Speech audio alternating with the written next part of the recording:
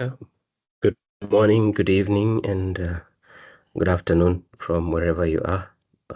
Welcome to today's webinar from the PMP. My name is Nelson Garissa. I'm originally from Kenya, but I'm based out of Dubai, and I'm so glad to see all of you here for today's session for the PMP. And today we'll be covering a virtual collaboration, mentorship, and emotional intelligence in project teams. This is a 2-hour webinar session because I'm pretty sure that we have a few new people that haven't attended these sessions before. And how we mostly cover these sessions is we start with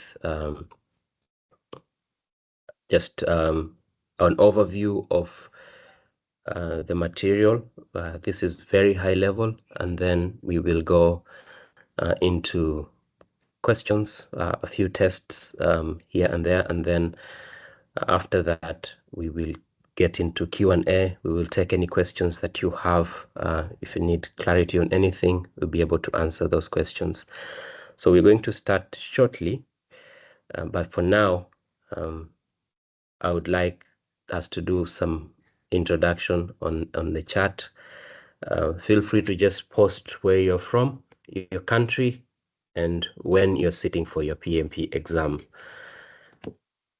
If you can post when you're just on the chat, just post when you're sitting for the PMP exam and also which country you're coming from.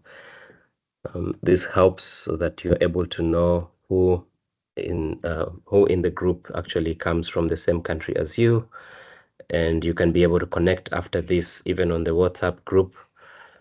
And I'm going to share the link to join the WhatsApp group for those that haven't joined yet.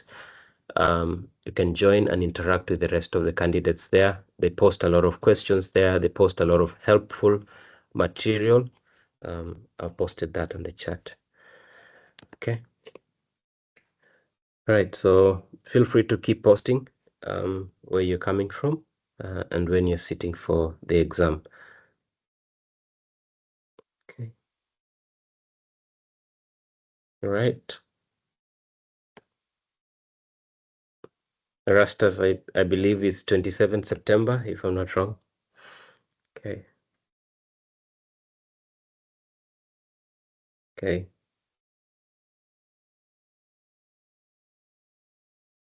Okay. Keep posting.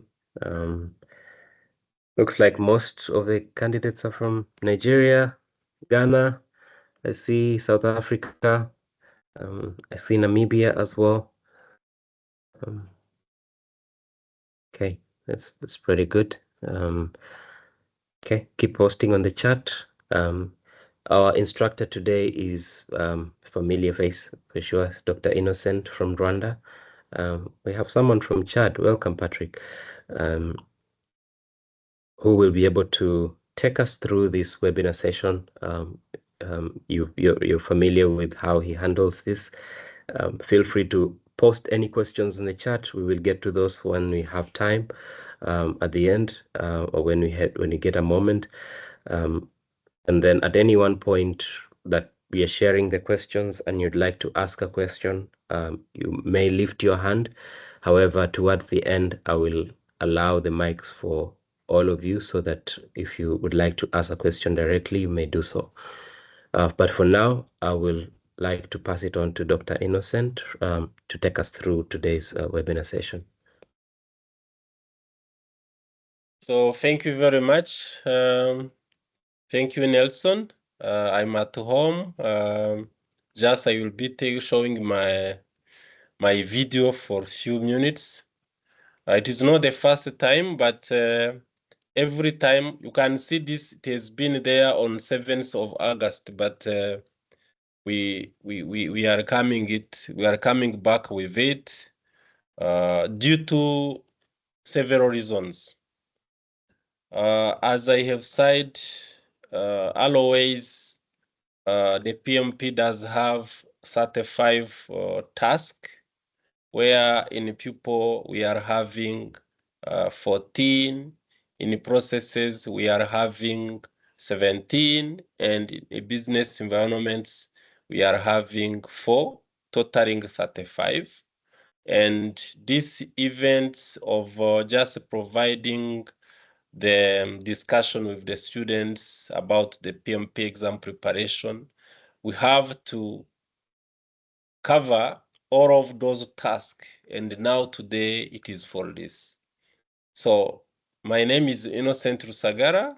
I'm from Rwanda. I'm at Kigali. I'm so happy that many people came there and they have seen Kigali. Now, when I'm showing Kigali Convention Center as a bigger project, people will be understanding. We are also in businesses. The people who have reached there, they have found that work outsourcing is in outsourcing itself. It is also in investments and also in real estate. So we are covering everything. So it means that if you have any question or any um, thing you can ask, because our life, it is just to run projects. We also participate in fundraising, writing proposals, doing business intelligence and networking and deals acceleration. So this is what the organization does do. So I have been a PMP certified in 2017, and I can share you the experience how really PMP certification can help you and also can help organizations. First, for compliance, when an organization running bigger projects, when they have certified the pupil, PMP certified the pupil, it means that they are complying. It means that really forgetting the market or forgetting the business becomes easier because of that reputation. And also for the employees who are certified, they are also, the employers are secured. Why? Because they know that they can't do malpractice. Because if you do malpractice, your certification will be revoked. And once revoked, because those certifications are also accredited by ANSI, American National Standard Institute. If revoked, then it will be revoked everywhere, and you can apply in the UN, and then you find yourself that you can't apply as a project manager. So really having a PMP and also having certified people, it is an assurance to the organization. It is a security to the organization, but also it is a security to the owner, to the person who does have to who the person who is certified, because the respect is high and also opportunity are open to them. So in brief, this is how what I can say as really a brief of me and also about the PMP. Let me come to the session of today. We will be talking about engage and support virtual teams. This is something that which is very, very important. Even we are working remotely. For me now, we started at 7 p.m. I think where Nelson is now 9 p.m. And also there are others who are still very early. Like so, you understand that the with remotes it becomes very difficult because the time difference is a big challenge. Let me say that if those webinar had to happen maybe at 6 or 5 p.m., I was going to say I can't be available because I will be traveling from work to home. So you understand that. Then in project management, there's what we call resource leveling. Resource leveling to see how many people talent do you have or when the assignments are due, and then you have to check if the when the assignment is due, if the person, the talent is available. You may find a talent, he's really qualified and they can do everything, but you schedule him or her while he's sleeping. And sometimes we can even say it is 7:05 p.m. and you think that any other person you are talking to also it is 7 p.m. You don't even specify at which country. So it really means that uh, supporting virtual team, it becomes very, very difficult.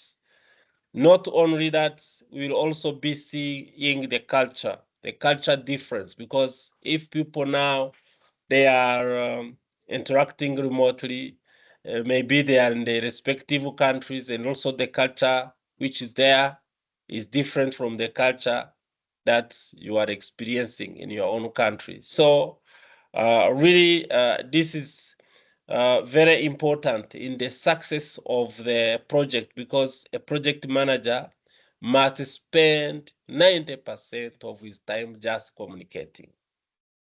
That's one. Second, you have to define the team ground rules. Uh, without rules, I can even say that wrong people are correct. Why? Because anything is accepted.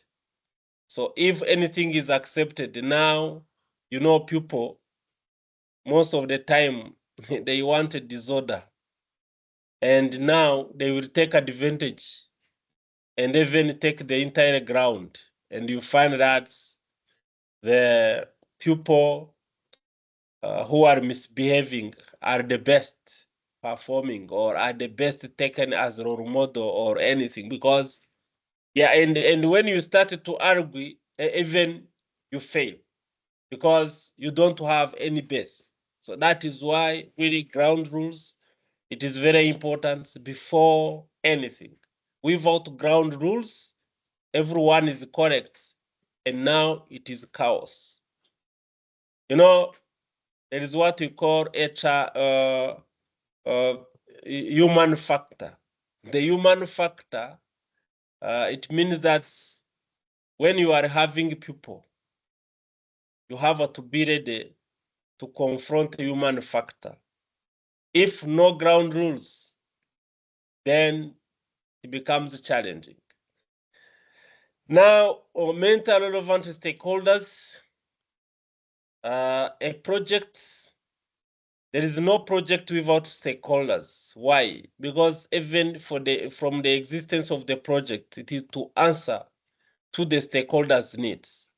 So now every project does have different stakeholders.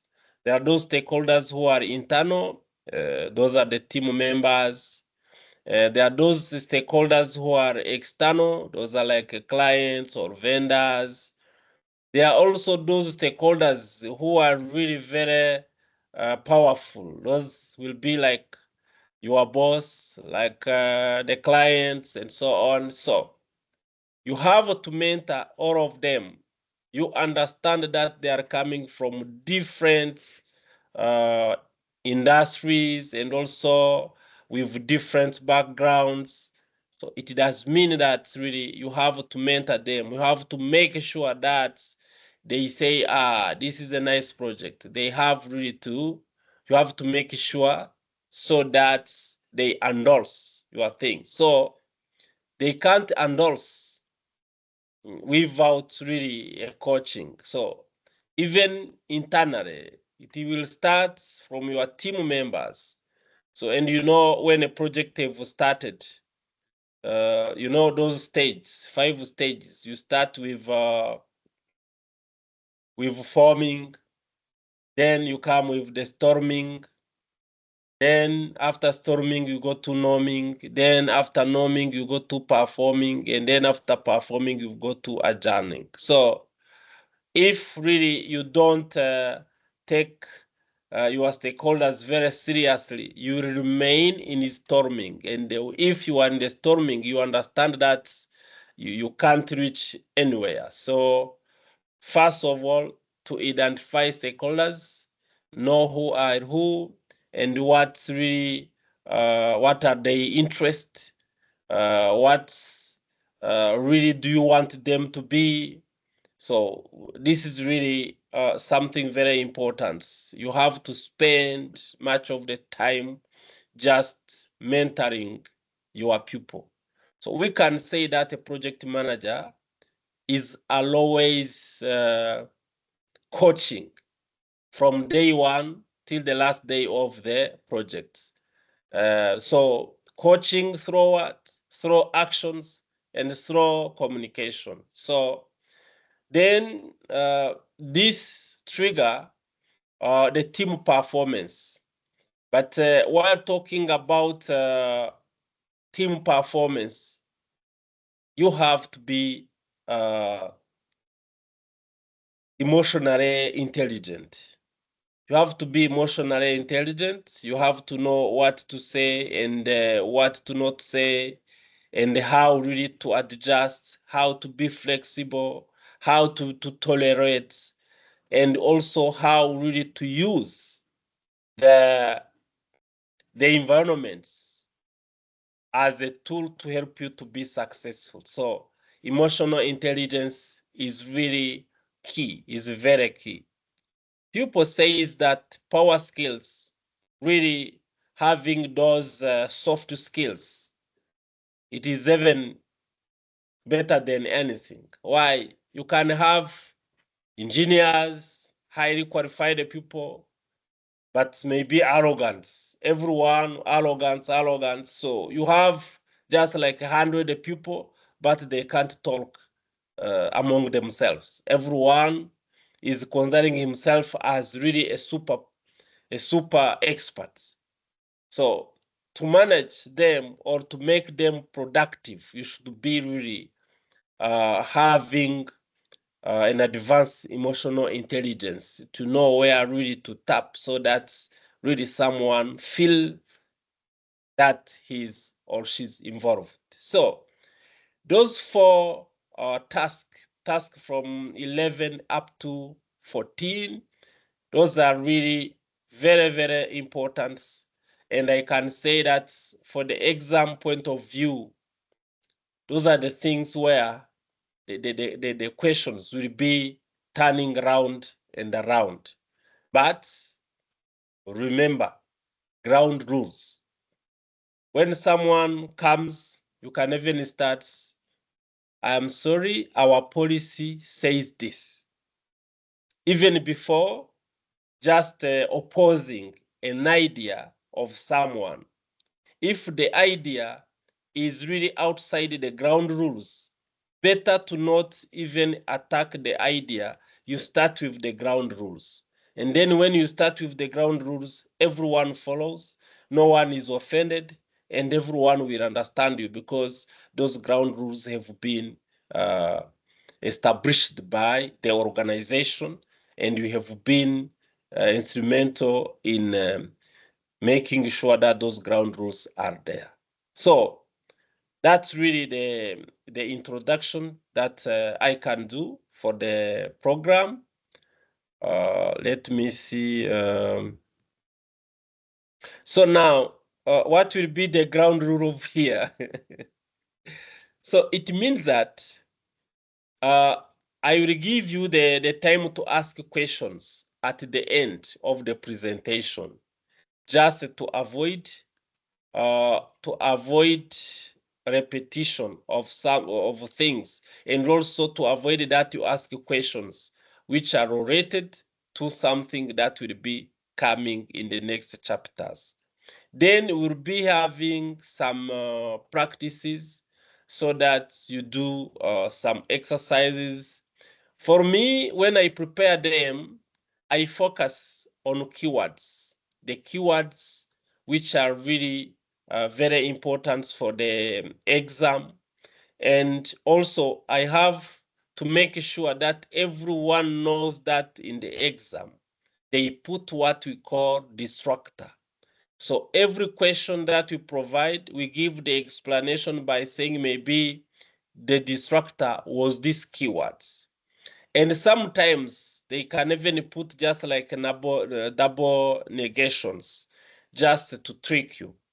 Another thing to know and also to be aware of, it's that there are some terminologies that you can even think about the answer. When someone says always, even yourself, is there anything that is always true, or that is so? You start to doubt, or not. So not, it is just really for elimination. And also they can put not at the end, and there is another note at the beginning, and then it becomes a plus, an acceptance. So they play around. You can read, you can understand everything, but still fail the exam due to the way they are distracting you. So that's really the, so engage and support the virtual teams. This is something very important to know.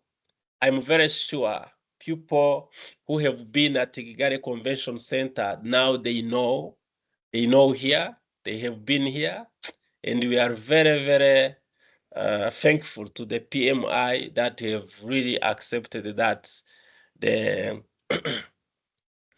those summits, those PMI uh, summit series happens also in Kigali.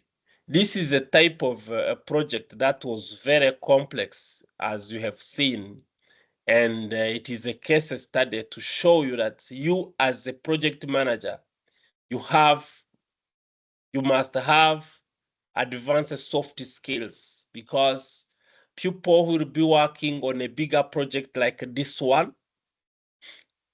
they will not be coming from the same environments. They may even be coming temporary, coming back, sometimes doing meetings abroad, others on the grounds, and so on. So engaging people on a project like this one, maybe this I can say is not really the biggest, because there are some other projects which are much more complex, maybe with the maybe more than this, but you understand that really to engage people working on a complex project, on a bigger projects, it's very critical. So you have, first of all, to examine the needs of the team. You have to check time zones, time difference. You have to check language barrier. You have to check diversity, culture diversity, and also the technology being used. So all of those, don't think they are simple, because, for example, now we are utilizing a team, but maybe there are people who can't uh, log in because maybe the team did not want to work. Maybe he's familiar with another technology like a Zoom or anything. So the technology that you are utilizing can be a handicap of the results while you are an expert. Not only that, let us talk about culture. In the PMI Summit series that happened in Kigali, it brought people from all over the world. And you could find that someone is coming from Middle East, another is coming from sub-Saharan Africa, another is coming from Europe, another is coming from South America, and so on. And the culture are totally different. So really, you have to make sure that you know that the diversity, it is a weapon that will help you to be successful. Why? Because more diverse, more ideas, more innovations, more experience sharing. So anyway, so there are a lot of barriers, but if you take barriers as your weapon, you will be successful. So you have also to investigate about alternatives. So what are the communication tools should be utilized? What are the collaboration platforms can be utilized? Meeting schedules. Remember the people who were there, maybe who went on the stand of Zoho, they were showing you that they came to present that there is a tool of project management of Zoho. Other can say maybe monday.com, other may come. So there are a lot of tools. So which tool to be utilized? First of all, in the investigation, when you are doing that, now it will even be depending on the location, because when you are maybe in China, there are some tools that might not be working and some other tools are working. When you are maybe in the US, so you understand that a such investigation have to be done. So means that when you are having a diverse team and also virtual teams, you understand that you have to investigate many things. So you have also to implement options for virtual teams engagements. Are we going to be offline, online, but maybe uh, voice only? Do we need also video?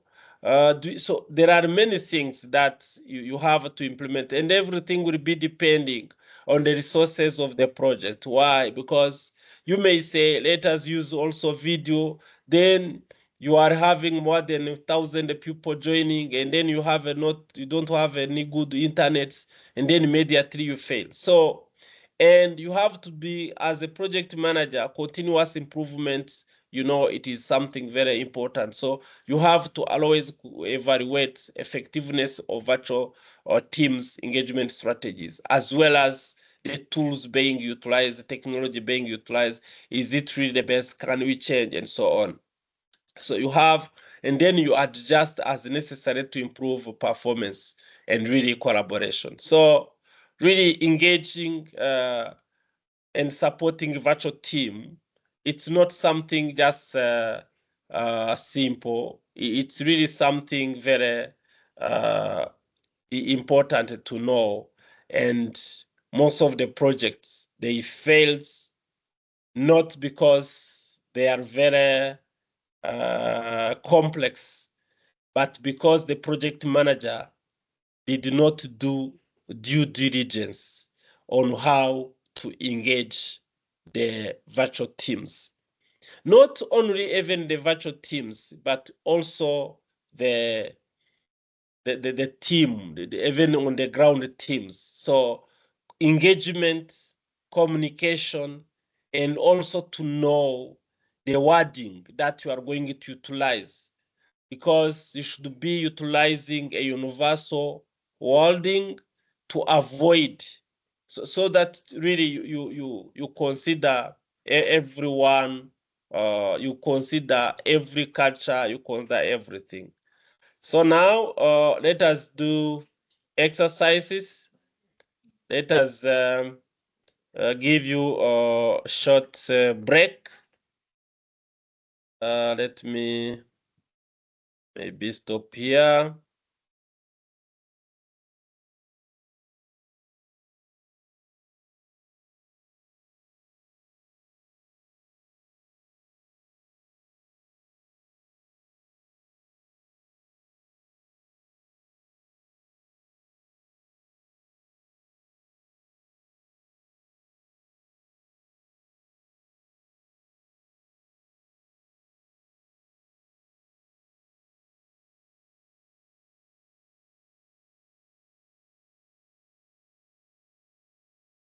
I'm just sharing a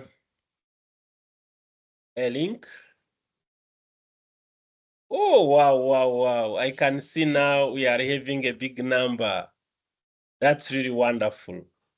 It's really, please try once you do, and once you get, yes, that is the link to share. And once you score, please share your score with us here.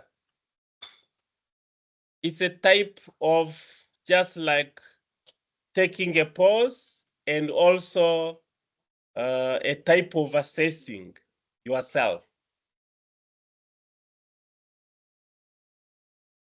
Yeah, the link has been shared on the chat with the questions. So once you're done, just post your score on the chat.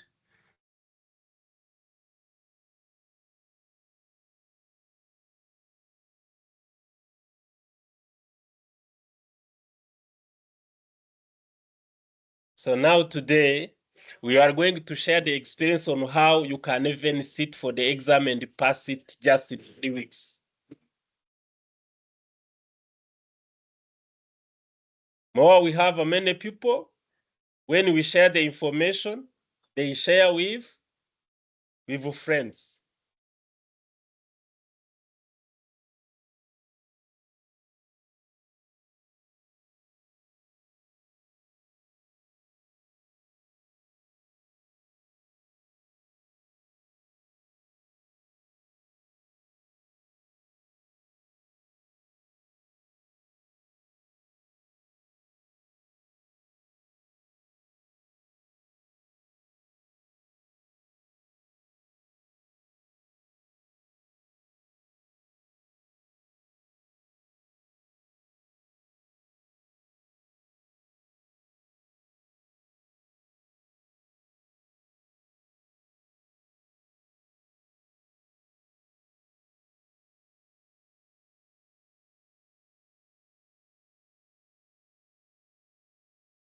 For those that have just joined, we have the link to the questions posted on the chat.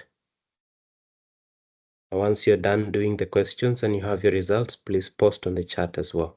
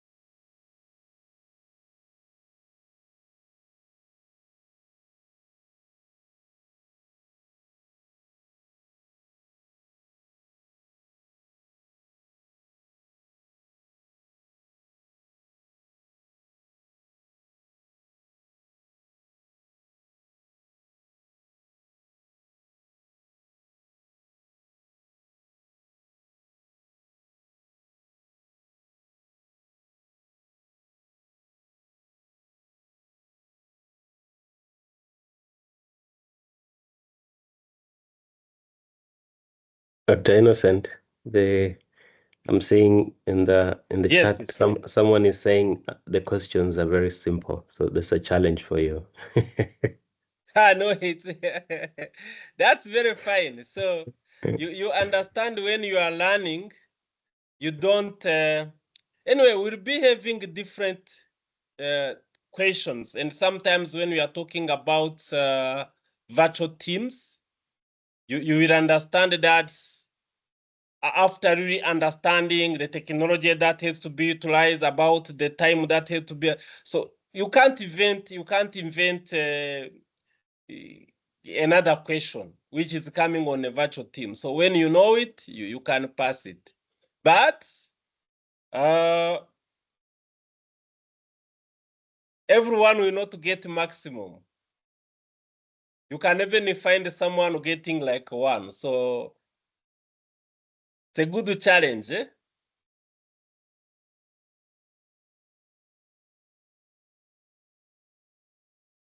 Okay. Maybe let's just see how many have already taken.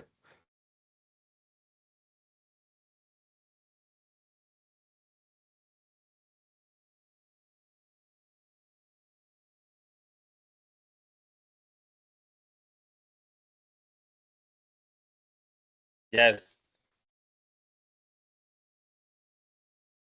This is appetizer.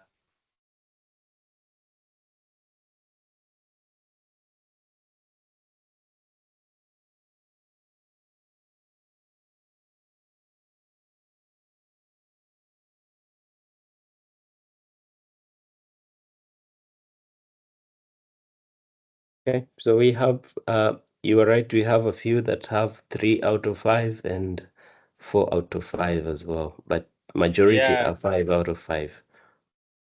Sure. Yeah, and I see So someone now asking.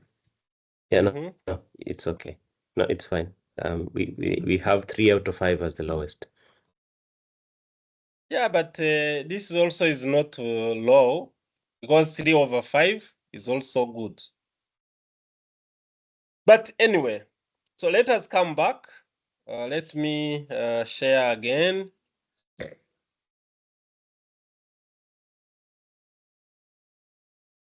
Let me come back and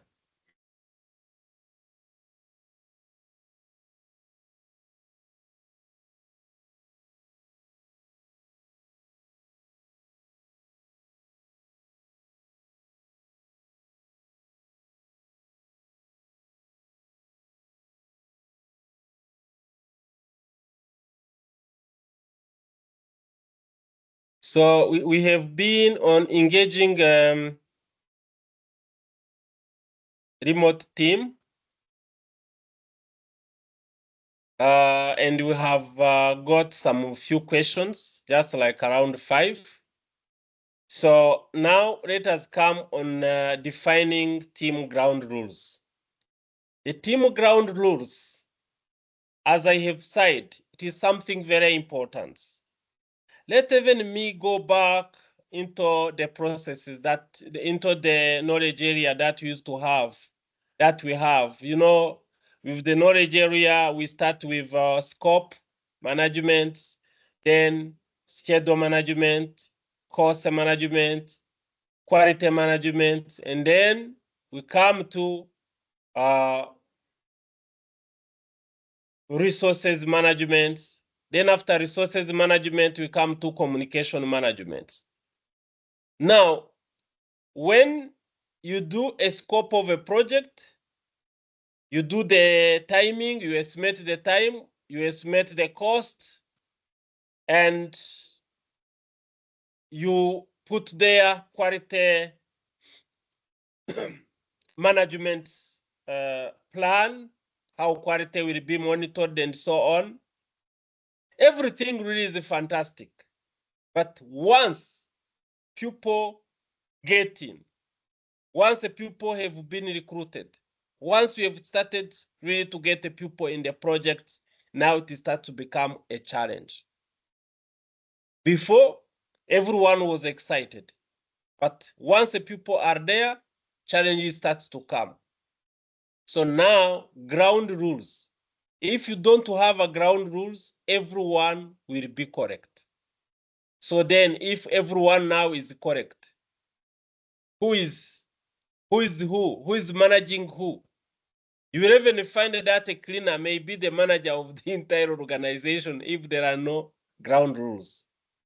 So you can imagine that without having ground rules, you can understand the chaos that can be there. Everything is chaos. So now you have, and also while having ground rules, remember in a three-target triangle, where we are saying that you have to align everything with the strategic objective of the organization. So you are not doing just a project for the sake of doing projects, or for recruiting people, or for giving the salaries to people. You are having a project to answer to the organizational need, specific needs. Because with an organization, it does have goals and then strategic objectives that will make sure that you hit your goals. So always doing ground rules, they have to be based on the organizational values and principles. So, and the team will understand, and the stakeholder must understand. So,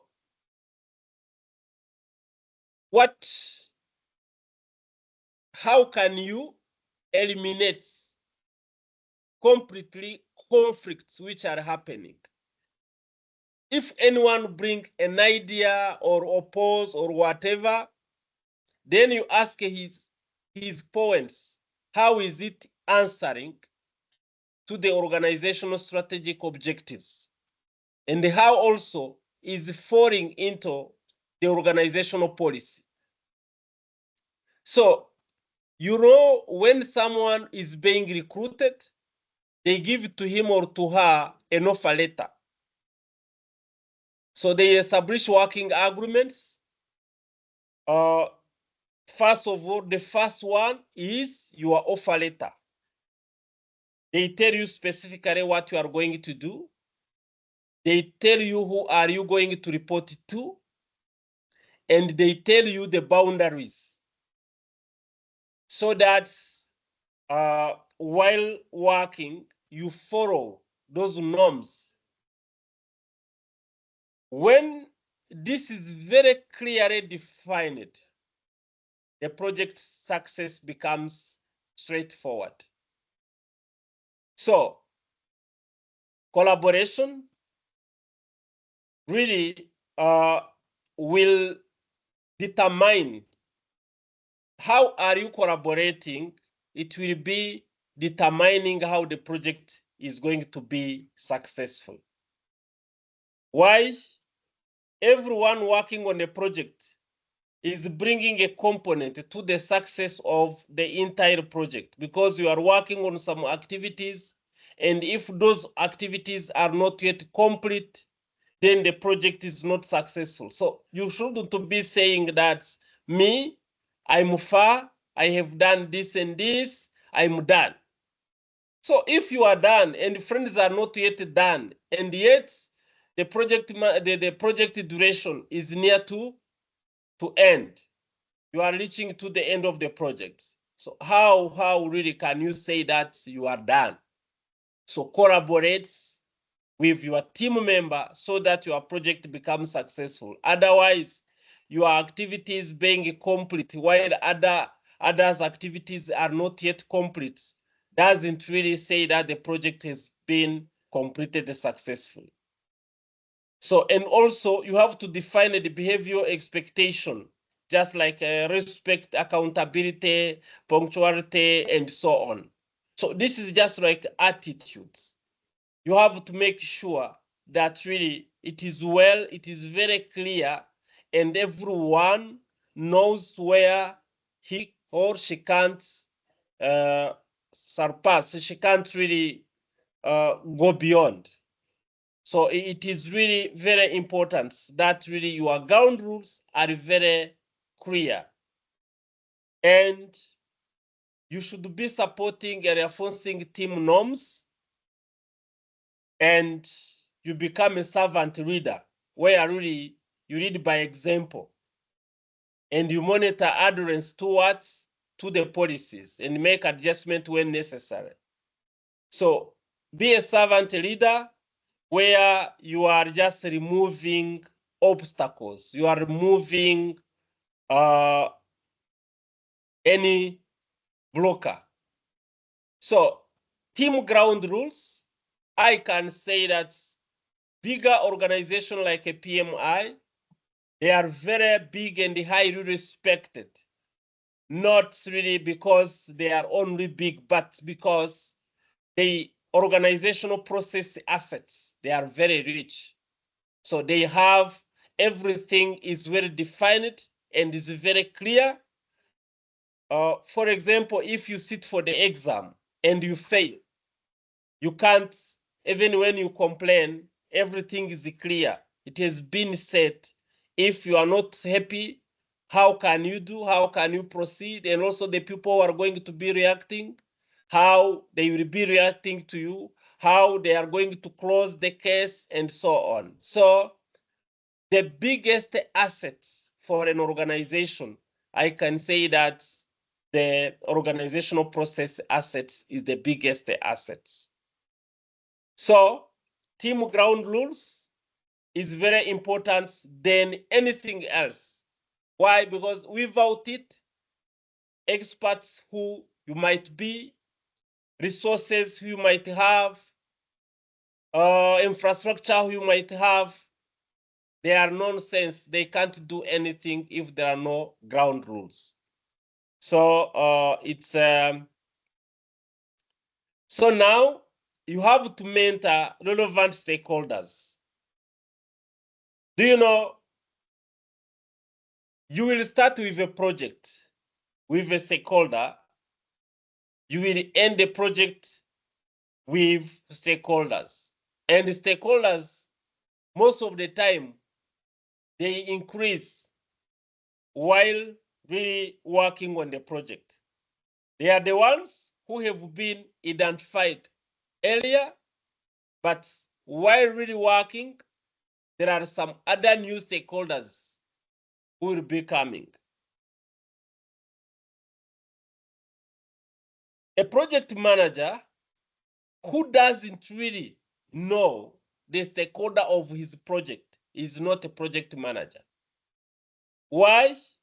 Even a single stakeholder, you might even think that he does not have much of value, but once he goes on social media, you can even find that your brand is damaged 100% because that stakeholders have been ignored.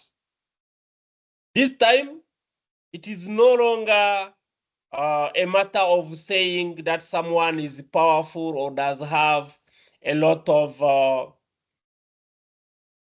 power.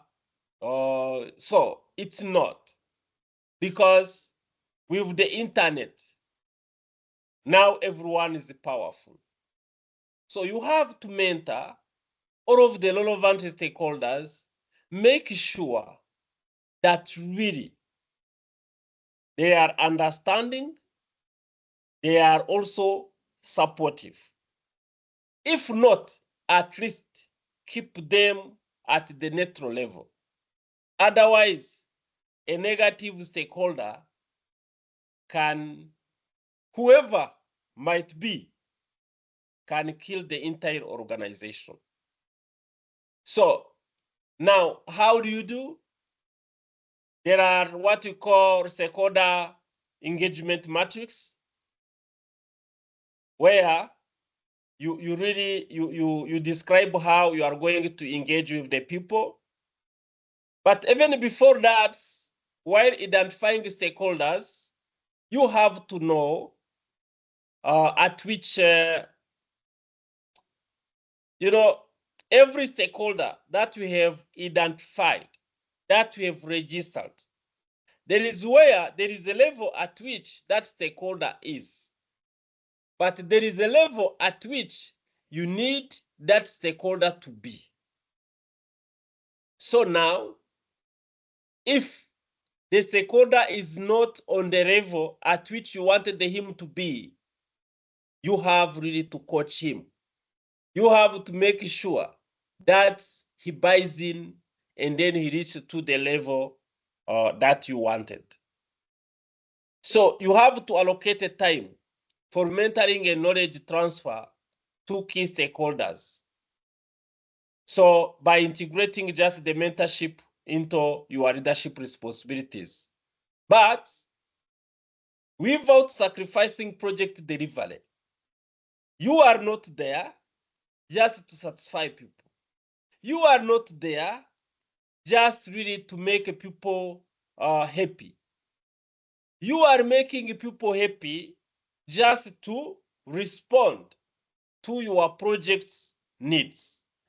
So I'll always pay attention, do not deviate, because you are not there just really to assist people or to make people loving you or what. You are there to make people making your project successful. So you have to differentiate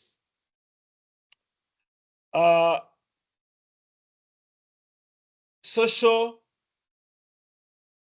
things with the project success. But the project cannot succeed without all of the stakeholder and the team member having them on board, buying your idea, supporting you. So the bond that will be there, it will be depending on your ability to make sure that diversity is your strength. So having people from different corner is not an issue. It is an advantage. You know why? Maybe you will need the voice from that country where someone is.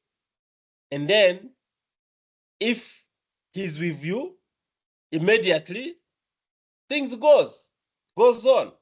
Let us give an example. For example, in the PMI Global Summit events, if you plan to be, for example, in Rwanda, or to be in Congo, or to be in Tunisia, or what?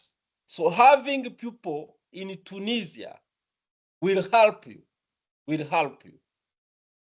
So you have to make sure that really relationship within team member, it is good towards the project success. And as everyone who is in the project wants to be successful, so when you talk to him or to her by utilizing the goals of the projects, there will never be any biggest conflicts. So, yes, please. Is there any challenge? I can see someone raising their hand. But questions are maybe later, but if I don't know if there is any.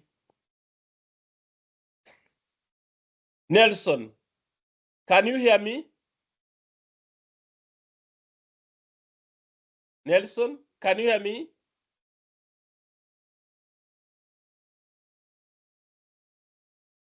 Hello? Can I be heard? Let me see.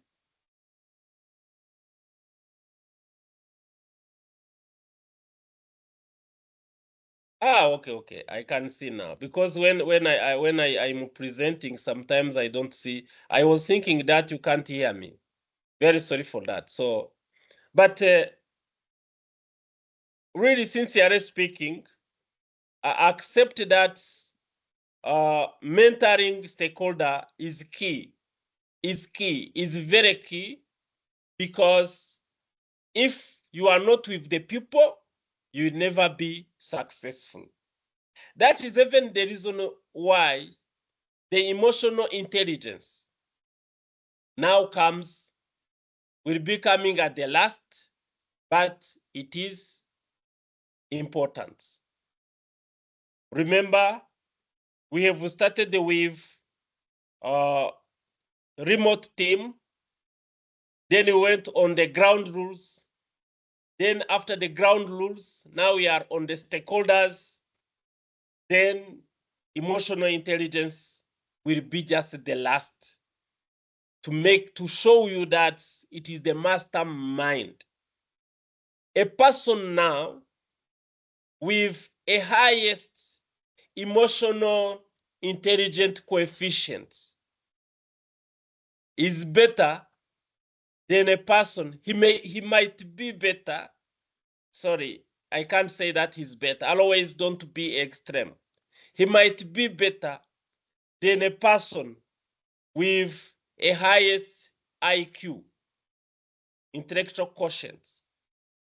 Because with a highest IQ, but without being able to mentor different stakeholder, you can't be successful. So in the stakeholder, remember, we are having the way to assess them. There is a 2-dimension where you check the power interest grids. There is also a 3-dimension where we will be putting now as a third dimension as attitude. And with that, you can analyze and know what you can do on a key stakeholder. For example, someone might be having a highest interest but lowest power. This person, you can keep him informed because he's or she's your ambassador. Then someone can be with a highest power with the lowest interest. You must keep him satisfied, because if not satisfied and he does have a lot of power, then it can be a challenge. So someone with now a highest power, a highest interest, you have to manage him closely. You have really to make sure that he is on your side. Why? He does have the highest interest. Second, he does have a highest power. Some people, some project manager or some team, when you are preparing the PMP exam, you may think that someone with the highest interest and the highest power is on your side. Not necessarily. He may be having a highest power and the highest interest, just competing with your project. So you have really to keep him on the watch and try really to close to be really to manage him really closely to make sure that he's on your side. So then lowest power with lowest interest. Now you keep him, you monitor on the monitor, just really there, so that if he can be with highest interest, that will be also very good because he can be your ambassador. So it's now let us go to maybe the last, but not really the least, where we promote team performance through the application of emotional intelligence, like what I was telling you. I have said that people with highest emotional intelligence, they may be more successful, maybe more successful than the people with a highest IQ. This is possible. Why? Because they assess and understand the team members' emotional trigger and behaviors, and they respond to that. So you have to observe and recognize how emotions affect individuals and the team performance. You can't be, for example, in an area, in a war area, and then you start to say nothing while the people really are dying. So there may even be some true things, but always you have to control your words. You must be flexible enough and be tolerant, so that really, someone in a war area may misbehave, but remember, also he may be affected psychologically. So it's really, when you are having an advanced emotional intelligence, you can be really successful. So you have to recognize the emotions of the people, as well as the situation, the circumstances in which the people are. So then from there will be appropriate emotional responses. So if people are having high stress or conflict, they are in a conflict situation, so the way you have to talk to them, you should be accommodating them. How can you manage their pressure, their anger, or their disappointments? So even in the team members, someone can be working on an activity. Then you find himself or herself behind. Do you think that is him or her who wanted to be behind? First of all, we're giving to him feedback, while providing really the performance to him or to her. So you have always to accommodate, you must accommodate that team member. And also, you have to make sure that your assessments are objective, so that even if someone can come later, can even understand, or the person you are assessing can really understand why, can find explanation and reason of why did you provide it to her or to him 60%, why not 75? It has to be very clear. So, and also when you are having an advanced emotional intelligence, also you can get feedback very easily while communicating to people friendly, even in very difficult situations. You get feedback. But when you become harsh, yes, people are wrong, and you are harsh. So then, so what?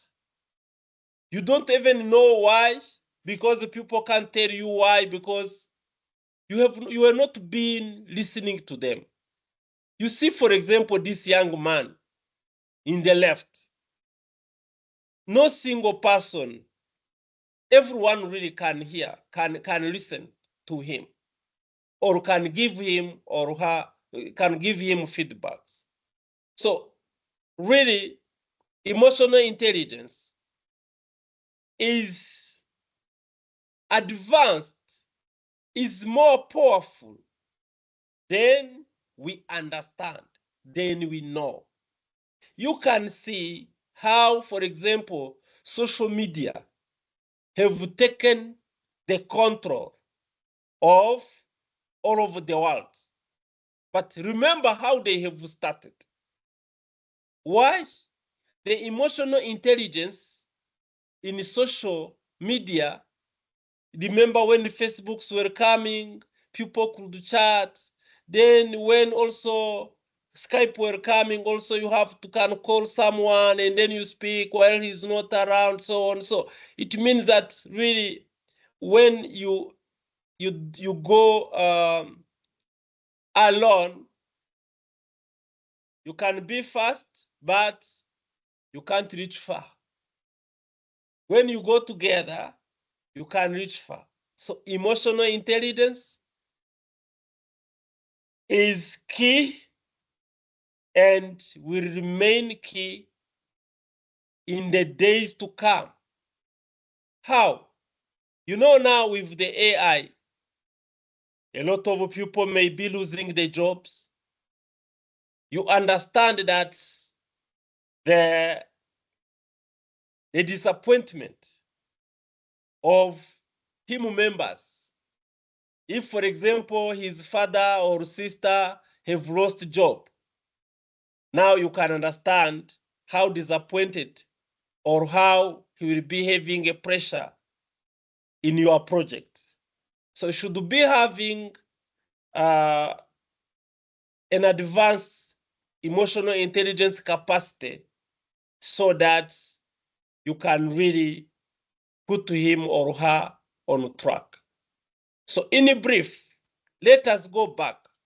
We have started with, let me come again with my camera.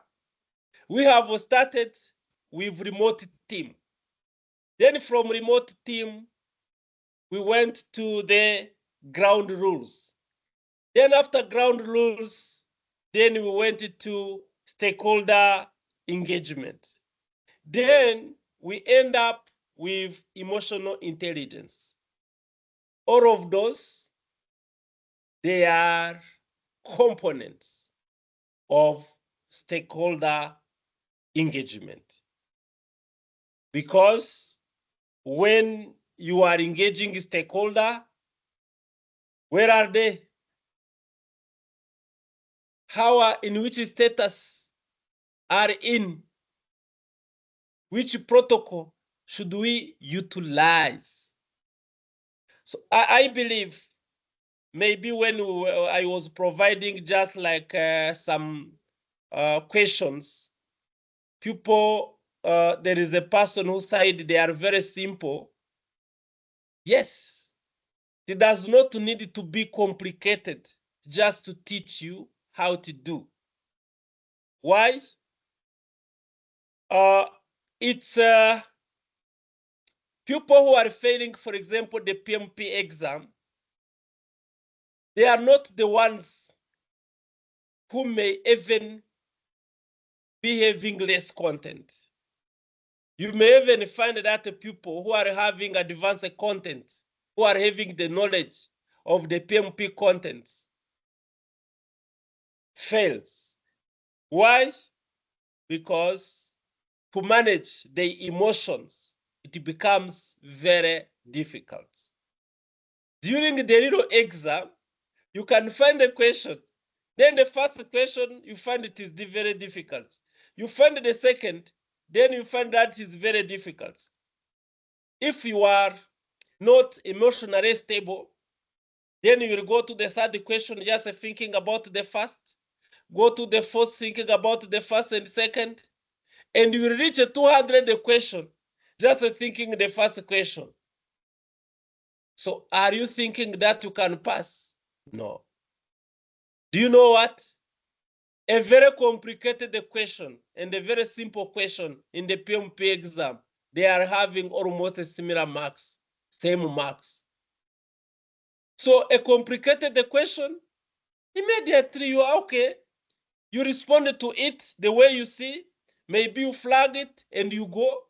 You will find some other simpler questions that you are going to work on and you are going to pass them. So emotional intelligence, you can even utilize it while you are within your examination, controlling your emotions. Just keeping in mind that a very difficult question and a very simple question, they are having the same weight. Another thing, in the exam, always for a question, most of the time they give you a question with 4 answers. Do you know that you are having 1/4 probability? If you select a question, you are having 1/4 probability of passing the question while not knowing it. So never submit a blank answer. Always take your selection because you are having a probability of passing it without knowing it, which is 25%. Very easily, go into question, select randomly. If they are just like 50 questions, you are not going to get 0. So which means, and when you are going to check the marks that you will be having, it will be around 25%. If the questions and the answers are shuffled and random. If they are shuffled and random, you will be having around 25%. Then someone can complete learning. And then when he goes there, he may even get 15%. Do you know why? Because you have been learning and you are doing an assessment, and within the assessment, they are putting some distractor which are going to distract you to pick a wrong answer. Let me give a simple example. All of you, you know that in a conflict management, it's good to confront a conflict, to go in root cause so that really you get a solution. If you go into root cause of the conflicts and you get a solution, it is long term. Then everyone knows that really confronting or problem solve or going into root cause will be the best way. Then someone can bring a question. Can start really by saying, Anne has been a very good project team member and is the one who have helped us to do everything. And then just like almost we are 1 hour ahead, after 1 hour, there will be a project closure meeting with all of the key stakeholders. And then you hear that Anne have been beaten by a person who was not really supporting the projects. And you know they are calling you just really to find a solution. And also Anne is seriously affected and so on.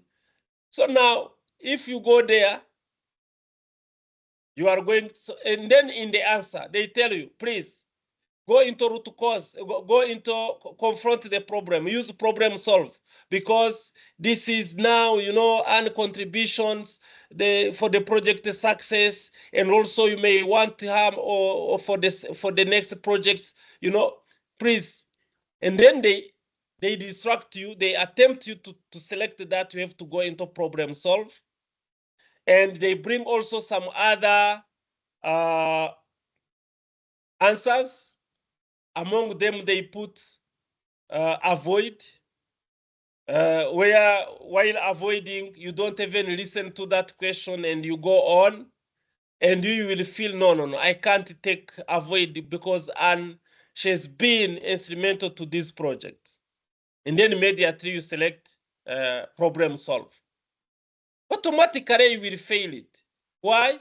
Because the context is that 1 hour just is remaining and you have to do a presentation with all of the other stakeholders. So you have been affected by the distractor that has been within the question itself.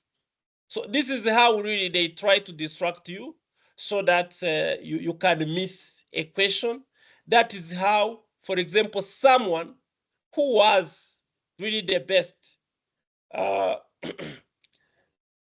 the best in learning can score 15%, while maybe in the pre-assessment he's got around 30.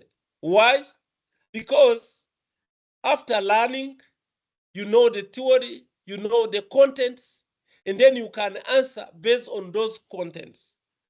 Then the distractors catch you, and then you get 15%.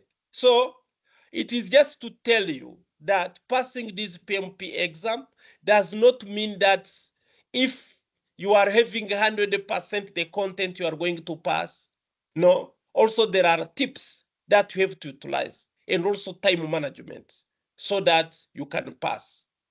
So anyway, let me just go to the assessments, and we see how we can do. It will be on then after those assessments, immediately we will be going into question and the answers. Once we are done with that, then we will close. So there is a part 2 on rules, on ground rules. I'm trying to see how to give you this is on ground rules. You can work on it. And then we see, in brief, I said that ground rules and emotional intelligence, those are skills that are going to help you mostly in the success of the project, for the success of the project. Why? Without ground rules, without rules, everyone is correct. Everyone is correct. Please work on that and also share your score within here. And then we go to question and answers.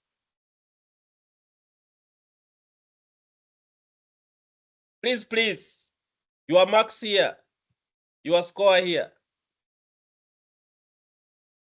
I want that you get always 5/5, 5/5.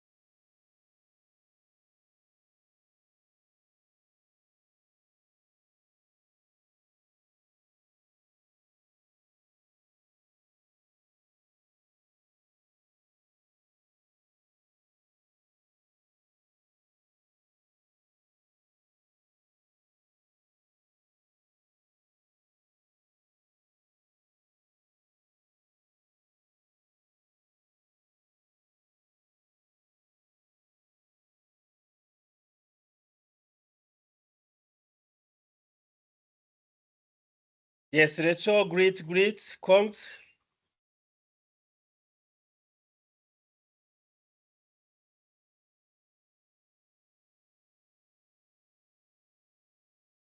Score, please. Share your score.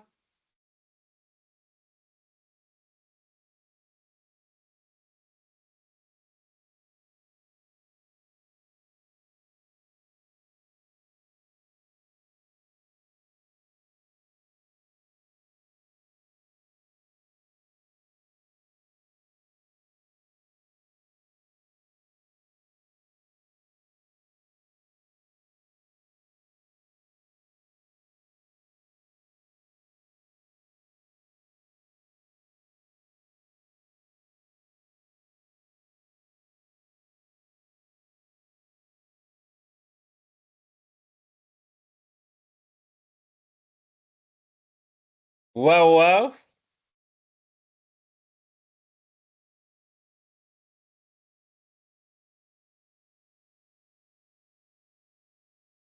This was part 2. Ground rules.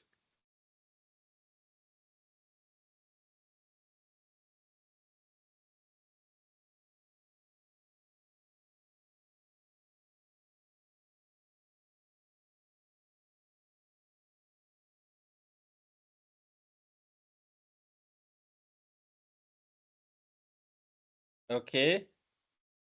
So now, after ground rules, let us come with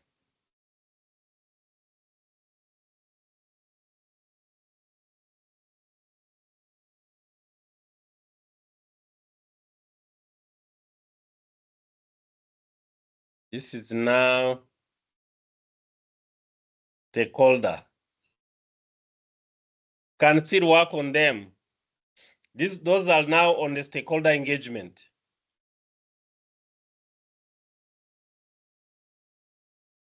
Let me see if people repost the link. Now we went to the stakeholder.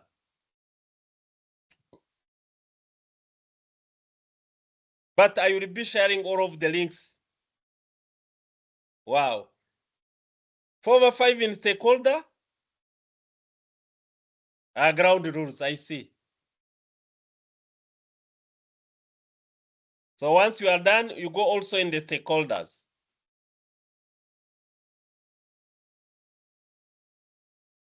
Jeremiah is a stakeholder. Ground rules. Yes. You do and you put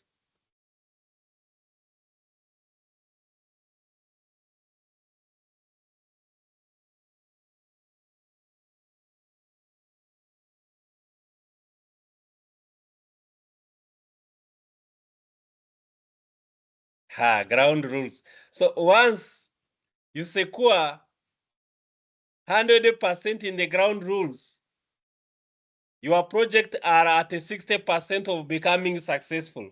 And then when you put emotional intelligence, you can even manage engineers.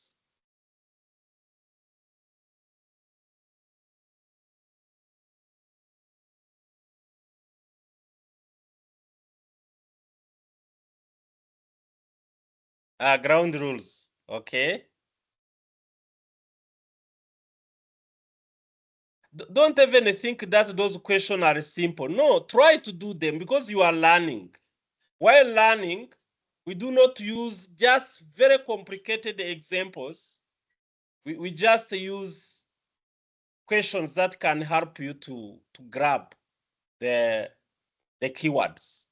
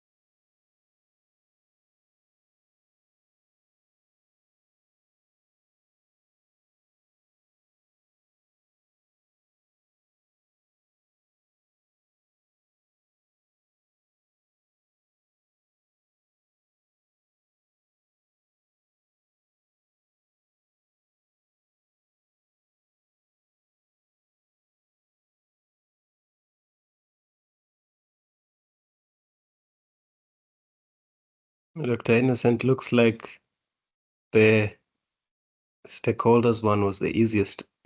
Most of them are finished and it's 5 out of 5.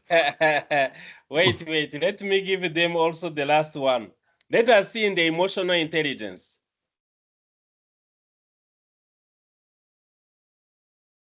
And I'm just thinking if you have, because I know you still have about 40 minutes, if you have maybe any other sets of questions that maybe are not as part of this domain, maybe you can share maybe a set of 2 more as well, if that's okay with you.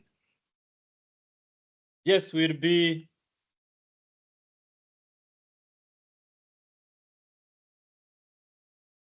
sharing, but mostly, oh, 5%. Janvier.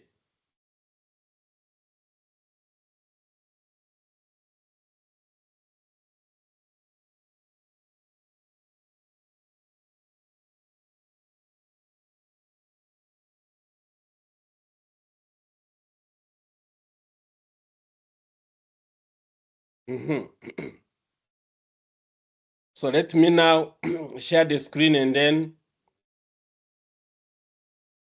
ground rules.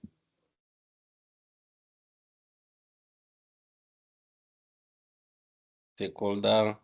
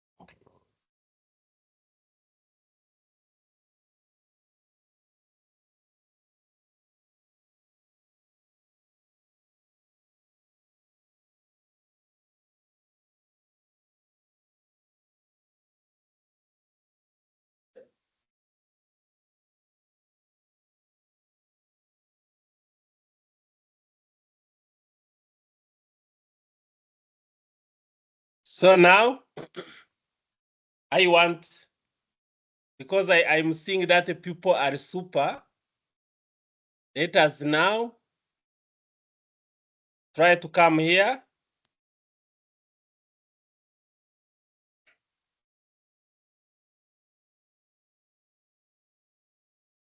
You will be telling me which question.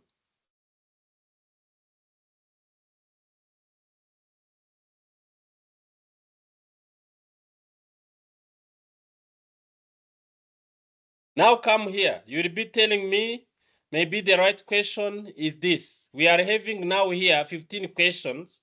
Let us try to complete them in just, and they are coming from pupil domain. So a project, you will be telling me if it is A, B, or what, and then we will see how much you'll be getting. You'll be writing in the group. Anyone who will be saying A, B, C, D immediately will be selecting. A project is in the execution phase when the project manager needs to assign new resources to the existing project team. What should the project manager do to ensure the team works effectively and meets project requirements on time?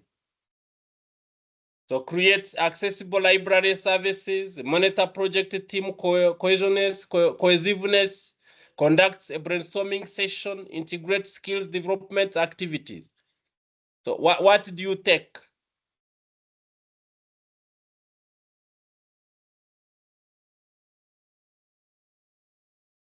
Can someone suggest? C. Okay, you've taken C. So now, midway through a project, the project manager identifies new stakeholders. Each of those new stakeholders plays a different project roles. What should the project manager do first? Submit a change request to the change control boards, update the stakeholder management plan, review the stakeholder register, meet with the project sponsor to learn if the new roles has been created.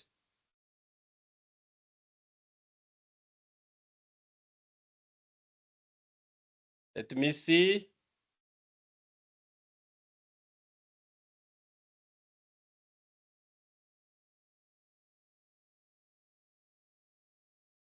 What did you say? A. People have said A. C. So now B, there are many. Let me see. C to D. So what do you say? Who are many? I think B. I think we have a lot of C's. C is it? Okay. Yeah, Let us C. select this. Okay. So now, let us come to the third one. A project statement of work uh, requires that the projects be delivered in 9 months. The project manager believes that the timeline is not realistic. What should the project manager do? Meet with subject matter experts and the project sponsor to set expectations. Negotiate a new timeline with the project sponsor. Involve the change control board in the performance in the perform integrated the change control process. Submit a written request to the project sponsor for additional resource and budget. Mm-hmm.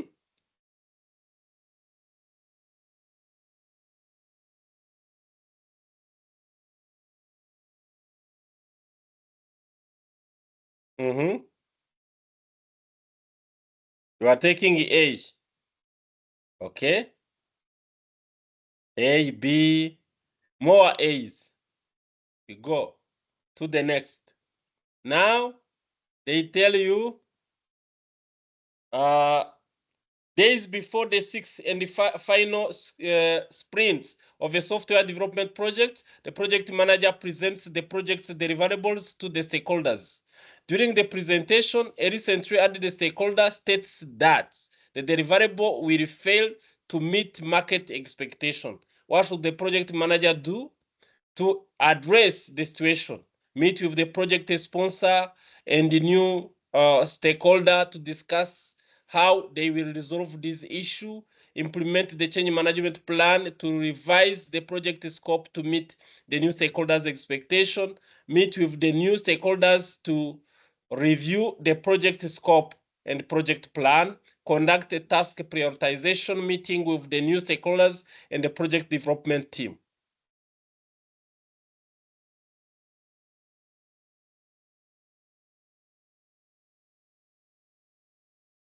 What did you select? I see that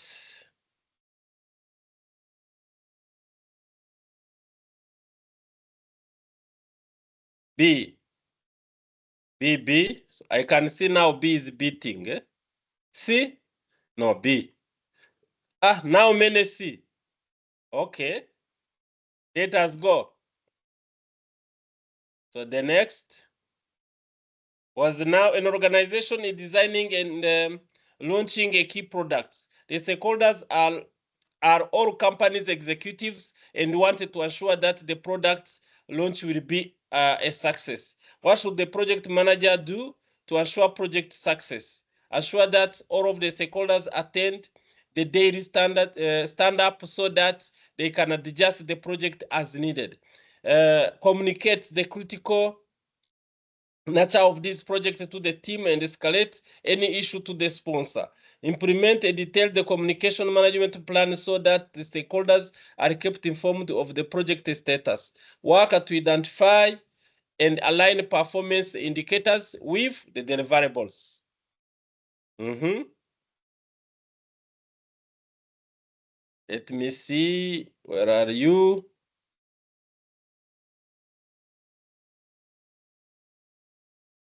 So then you will be starting with just like a 5A or 5B or 5C so that we don't count for the previous.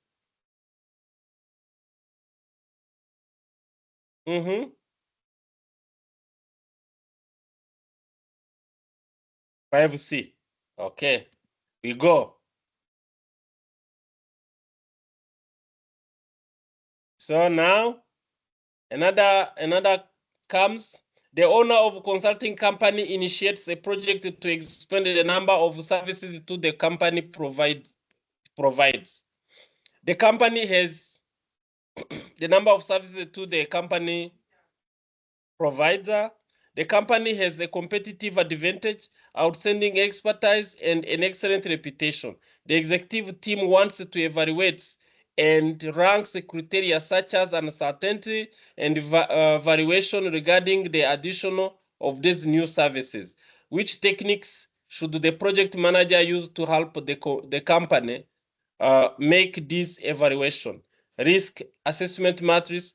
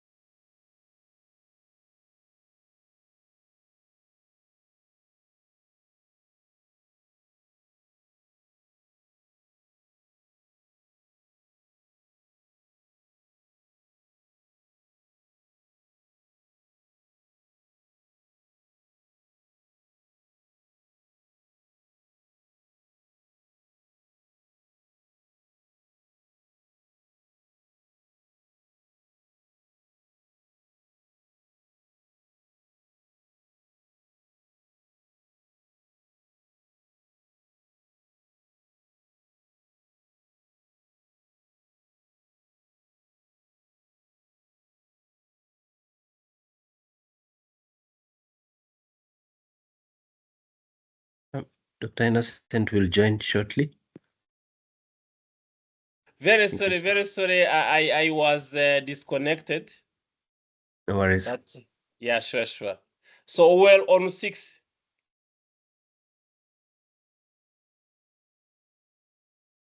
Is it the owner of consulting firm initiates a project to expand the number of services the company it should provide? The company has a competitive advantages, outstanding expertise, and excellent reputation. The executive team wants to evaluate and rank criteria such as uncertainty. So these I have uncertainty and evaluation regarding the addition of these new services. Which technique should the project manager use to help the company make this evaluation? Risk management matrix, forecasting, cause and effect diagram, multi-criteria decision making. So, what do you? 6? 6D. Nelson. I think majority Which? is 6A. 6A. Okay, we go. So now we are during project initiation. The project manager learns that key stakeholders will leave the project for a month to consult another strategic project. What should the project manager do first?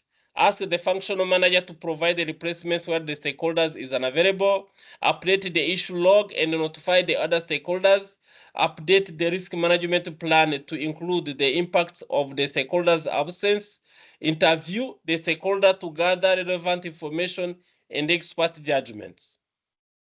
7 what?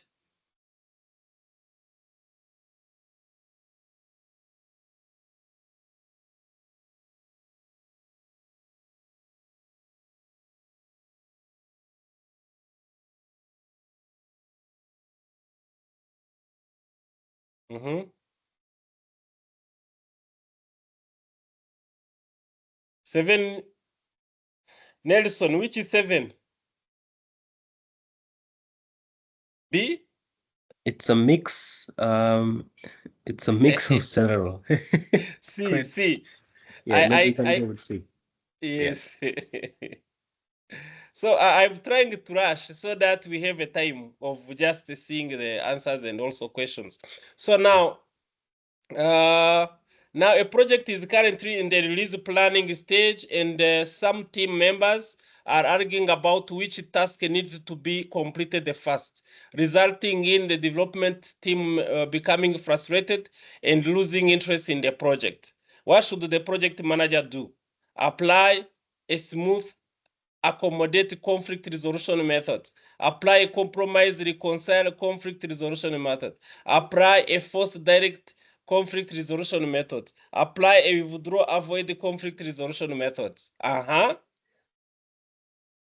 It is in the release planning.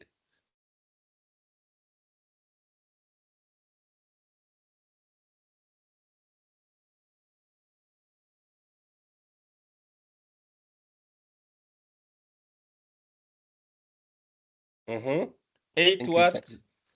We can go with B here, just for the sake of time. With B, okay. So now, during project execution, the team finds that changes must be made to accommodate sourced from an outside supplier. The component is being used in the project. What should the project manager do? Review the contract terms and the procurement management plan. List the potential risk that would result from the change. Process a change request to modify the project management plan. Meet with the component supplier to discuss the product warranty. Nelson, they have selected what? Okay. We can go with A. 9A. Okay. We are at 10. A project manager is assigned to a new multinational project. Multinational. This will be the project manager's first time working with team members from different countries. What should the project manager do to prepare themselves for the project? Brush up on language skills if necessary to facilitate effective communication. Attend cultural sensitivity training to understand and respect the cultural differences. Develop an awareness of local customs. with the understanding that culture is learned, conduct team building exercise to foster collaboration and trust among team members. 10 what? 10 what? It's a mix. Just giving it 10B. 10B. Okay. So, yeah, a project manager needs to hire supplier for international project that has a performance period of several years. The project manager needs to allow for conditions such as changes in inflation rates.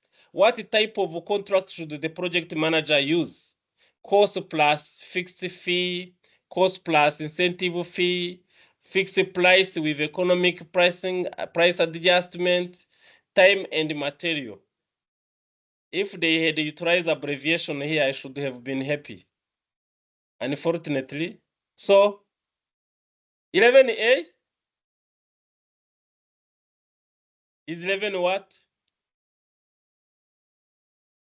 C. So I hear they have. So, but remember that in the exam, they can bring abbreviations only. In which stage of Tuckman's stage of team development do the team members begin to resolve conflict effectively? Norming, forming, storming, performing, where?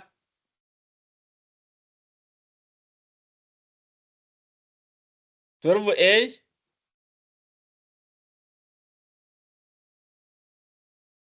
12A, 12B, 12C, 12D, 12A.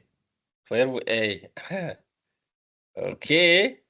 So team members express frustration because the functional manager does not listen to their opinions. They seem reluctant to devote themselves to the remainder of the projects. What should the project manager do? Break the remaining work into smaller tasks and divide the task among the team. Ask the team to prioritize the task remaining in the project. Discuss the team's concern with the functional manager. Demonstrate support for the team by discussing their goals and belief. 13A.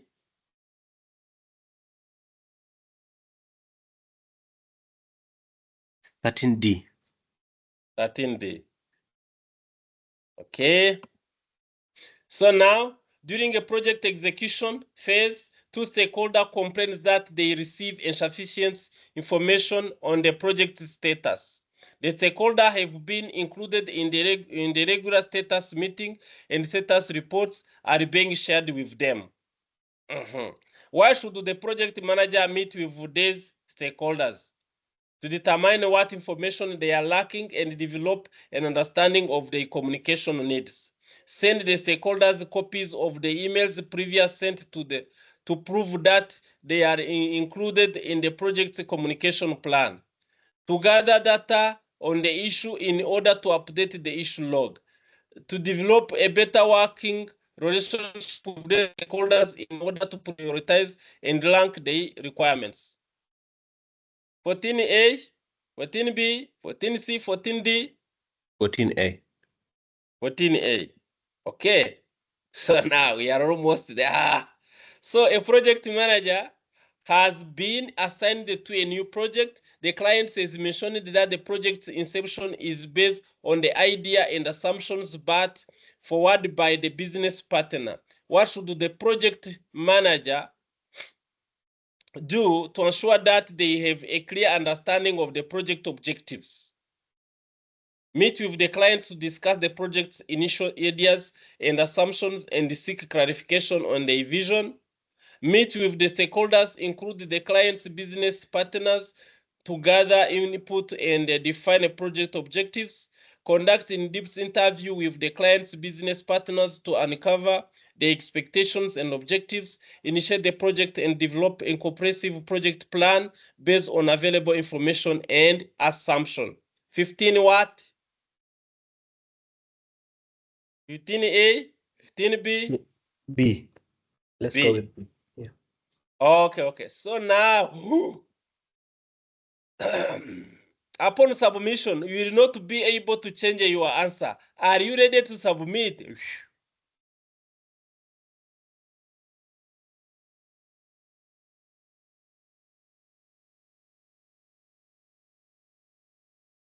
We are getting 66, 10 out of 15. Okay, so we are very fine, at least. So now when you see they provide some questions, and also they provide the information. So now they can tell you, also they give you the correct answer, and they say why this was wrong, what we have made. So anyway, because it is just almost, I believe there are things that we have to provide as a summary. You will never exhaust questions. There is no possibility of exhausting all of the questions. So now, maybe because here I want to give you the flow so that you ask questions.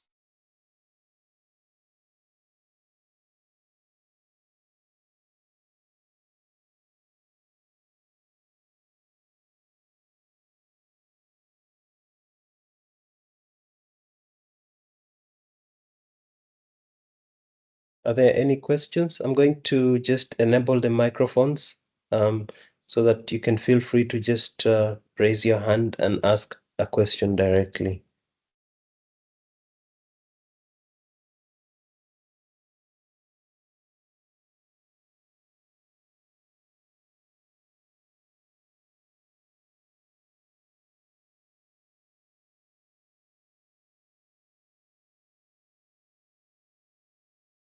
Okay.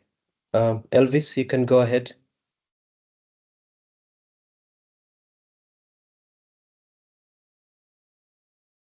I've enabled your mic. You should just unmute.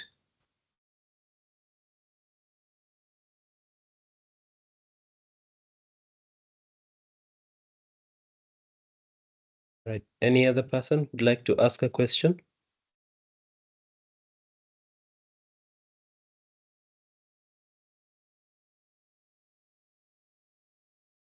Yes, Nelson and Daktari. Good evening or good morning, wherever you are. Just a My name moment. is I Jack. think Dr. Innocent had dropped off. Yes, I had dropped off, but my power went off. But now I'm utilizing my phone. Okay, that's fine. Chasha. Okay, you can go ahead with the question. Sorry.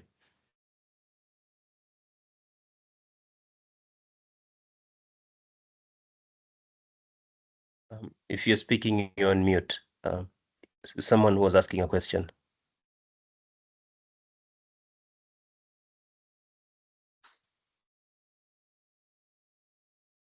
Yeah, please, you can ask.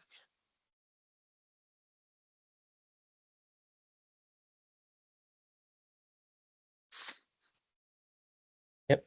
Feel free to go ahead and ask the question. I think there was someone who was asking a question.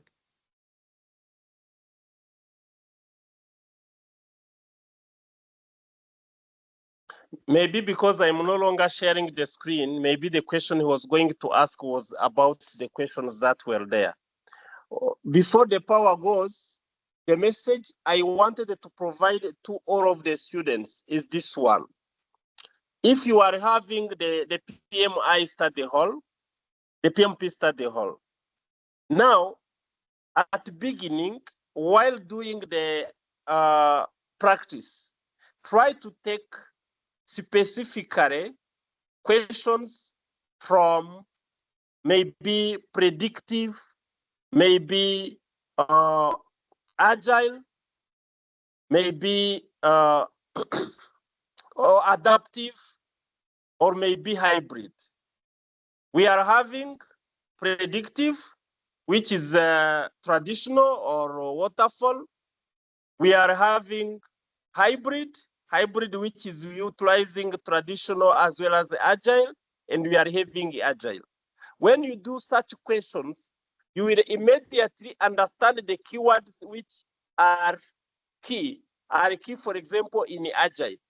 What are the keywords when they need to say about hybrid? What are the keywords? Then what are the keywords for a waterfall? Once you know to differentiate, so that because the questions, you will be having more than 50% on agile. Everything that they say, and actually we have to be agile because now the AI will be changing always. So now you should be knowing if a question, it is the methodology. What is the methodology which is being talked about within this question? So this is something very simple. I can say that after like 2 hours, like in 3 days, you may be sure, you may be knowing if any question comes, it is about the framework, the methodology that has been utilized, I will be passing that. And those are the questions that take you very few minutes because they don't take longer. So this is number one. And then you go to the questions of project of pupil. So in the domain of the pupil. Now, in the domain of pupil, now they can utilize any approach, any methodology. They can either utilize waterfall, or they can utilize waterfall is the predictive, or hybrid, or agile. So now, because you know when they are talking about agile, those are the keywords being utilized. Where they are talking about hybrid, those are the keywords. When they are talking about predictive, those are the keywords.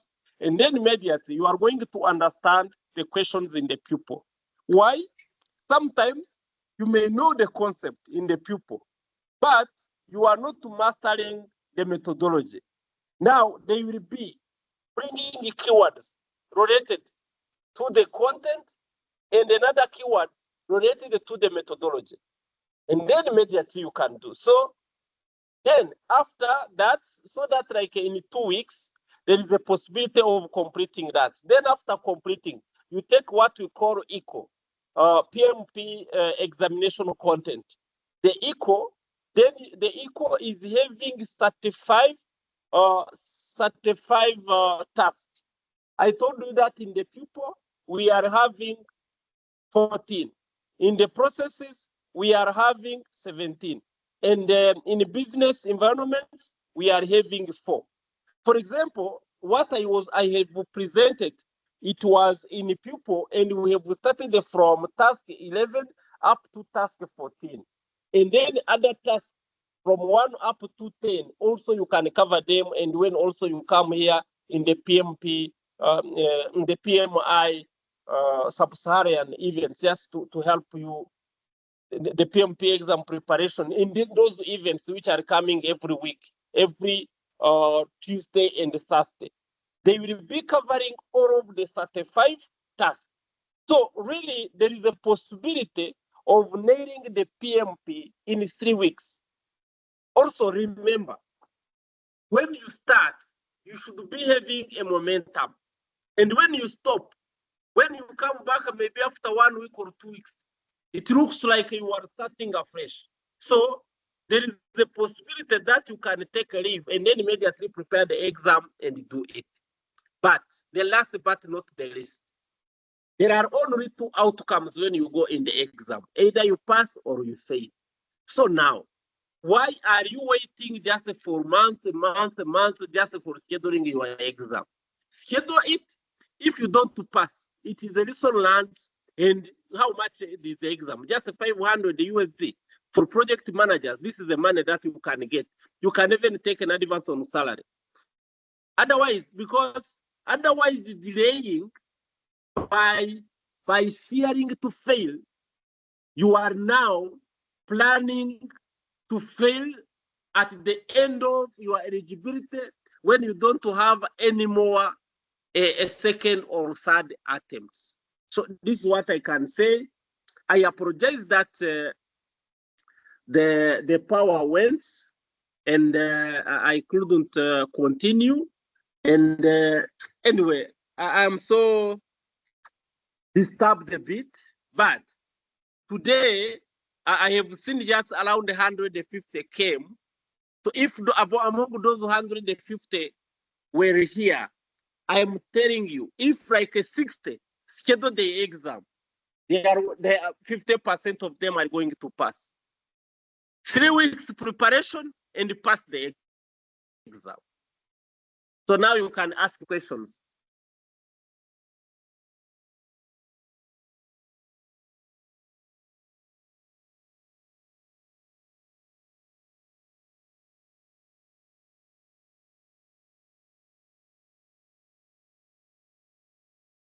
Dr. Innocent, I think there's just a couple of questions that are repeating themselves, but Okay. the candidates would just wanted to know if they can be able to know the answers to these questions that they just did, the 15 questions.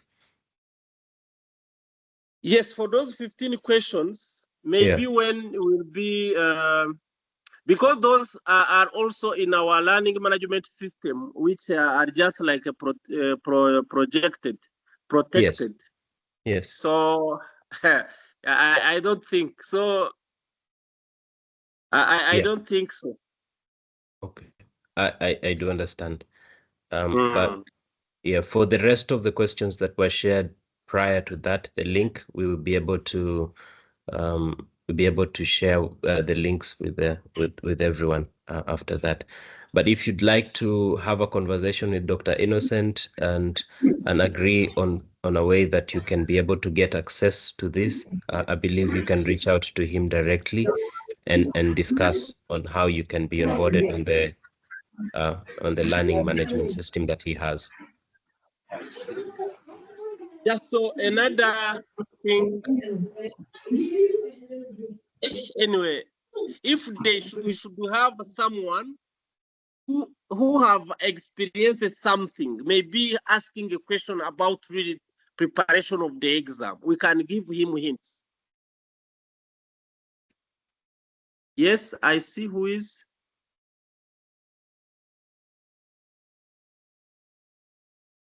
Yes, Okoroma.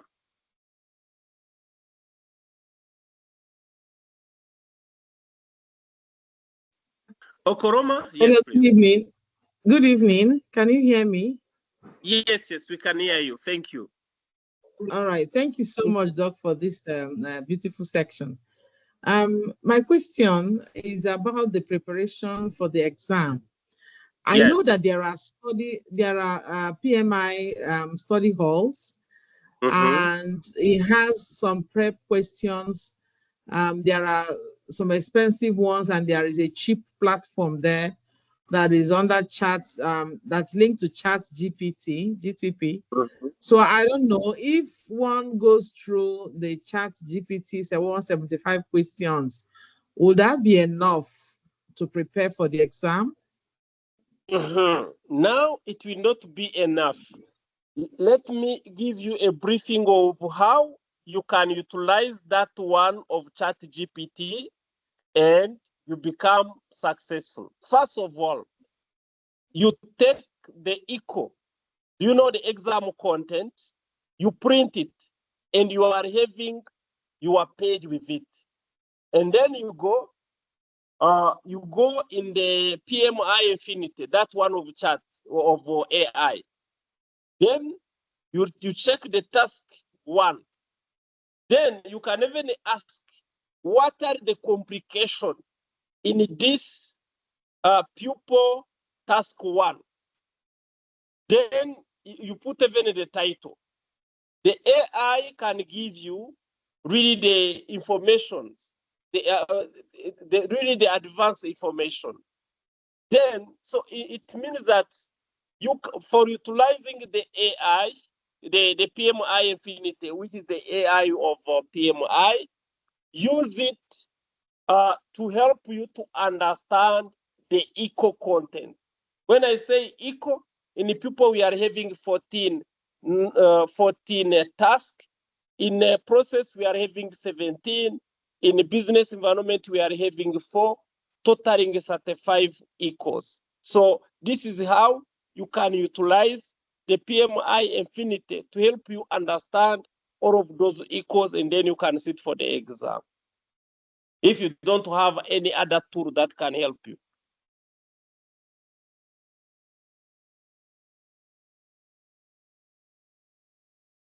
So I can even add just Thank like you. 5 minutes. Thank you. Yes. Yeah, welcome.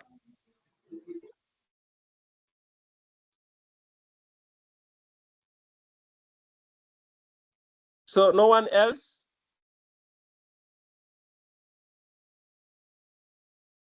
Okay, so Nelson, I think you can just close, but before I give you the floor, I need also to summarize. I've been raising my hand. Sorry, I've been raising my hand since.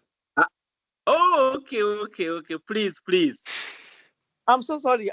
Please, can you share your maybe your phone number or your email address so that we can send you an email so that you can join us to your learning platform? Okay, so I have the course that we have done today. I will be sharing, and on it, we have all of my contacts are there.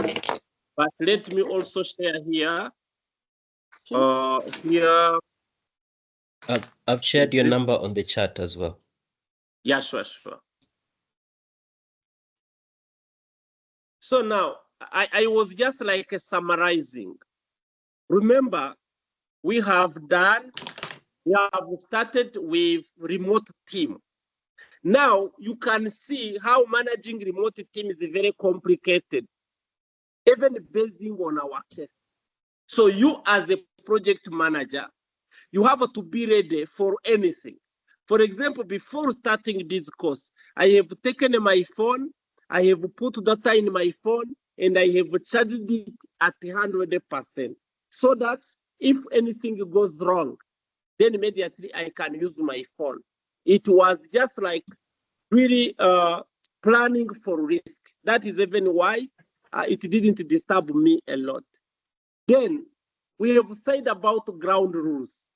Everything is ground rules. You can even be very weak in the project management, but when you are following the ground rules and also having just really the way of convincing stakeholders, and then your project becomes successful.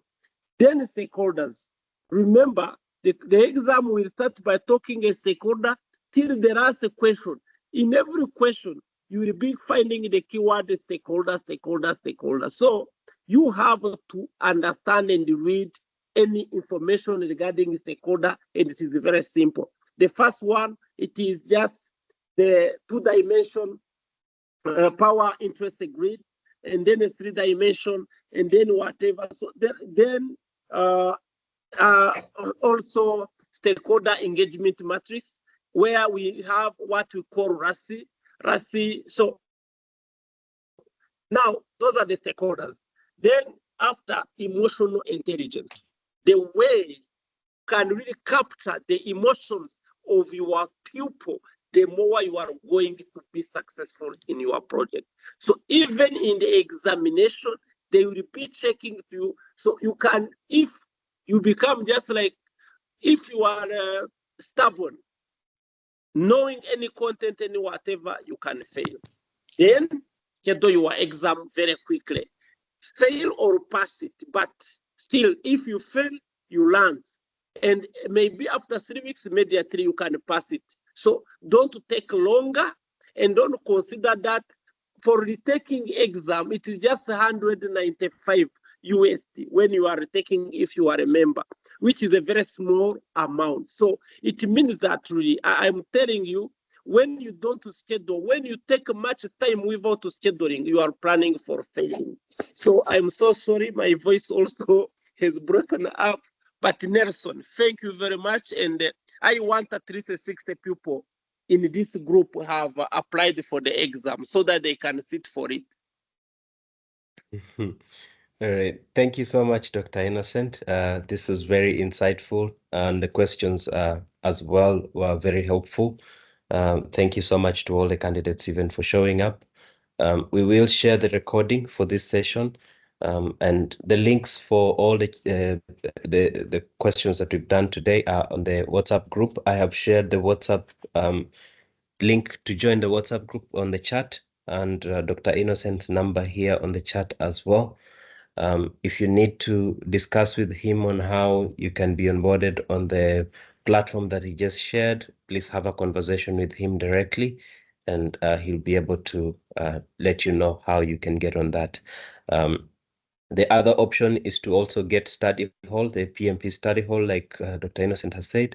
That is also an option that you'll get a lot of question banks, questions on different areas of PMP. I personally used that when I was doing my PMP, so I highly recommend that. And let's continue with this conversation even on the WhatsApp group. We will have more sessions next week on Tuesday and Thursday as usual at the same time. So please purpose to attend, and all the best to those that are doing their exams tomorrow or this weekend and even next week. So thank you so much. Let's stay in touch. Have a good evening, good afternoon from wherever you are. Sure. Bye for now. Thank you, Thank Dr. you. Innocent. Thank you. Bye-bye. Bye. Bye, everyone. An interesting Thank class. you. Bye. Thank you. Thank you.